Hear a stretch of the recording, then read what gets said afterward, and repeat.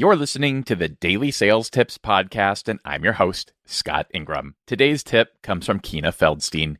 Quina has recruited and trained over 1,400 sales reps in her career across various industries.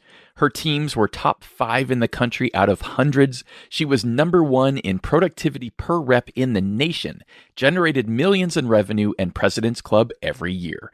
She now oversees a team of sales empowerment managers for House of Revenue, who execute sales strategies and build sales infrastructure for all their clients. Here she is. Okay, my sales tip today is, so you're saying there's a chance.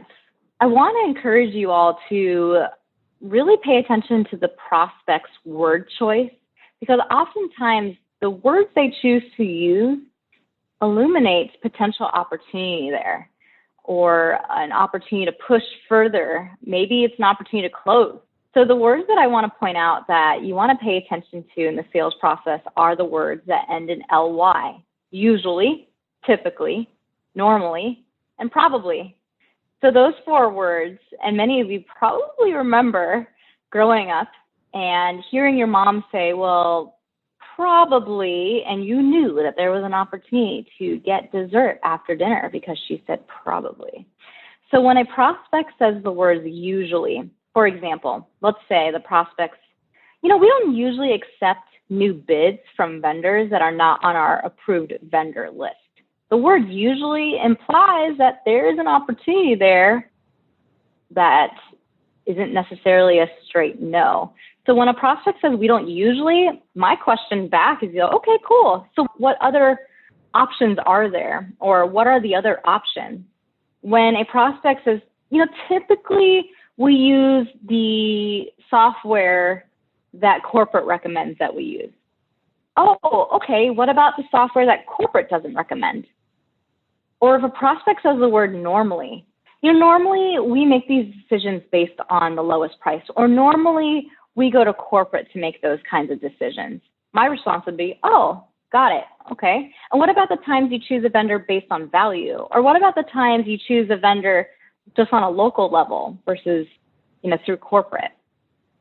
The other word is probably.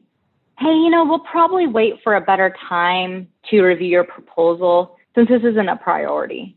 Oh, understood. So when is the best time for us to sit down and review that proposal? People are a lot closer to saying yes than you realize. The majority of people are destined to say no 1 to 2, maybe 3 times before they say yes. So it's all about being pleasantly persistent and asking in a different way. So you may not want to ask the same exact question 3 different times, but you definitely want to ask different questions that will still give you the same end result. So instead of just saying, oh, okay, now is not a good time since you'll probably wait to review the proposal, I would push and ask in a pleasantly persistent way, hey, when is a better time for us to review the proposal? Most people are destined to say no 1 to 3 times, and they're a lot closer to saying yes. In actuality, they're probably saying no as a way to stall before they say yes. So pay close attention to the words your prospect uses when giving you an objection. If they use one of the words that I suggested above or before, there's a potential opportunity to be pleasantly persistent to uncover more. For more about Quina and Sales BQ, including your opportunity to take the Sales BQ quiz, just click over to DailySales.Tips/877 and we'll have everything for you there. Once you've done that, be sure to come back tomorrow for another great sales tip. Thanks for listening.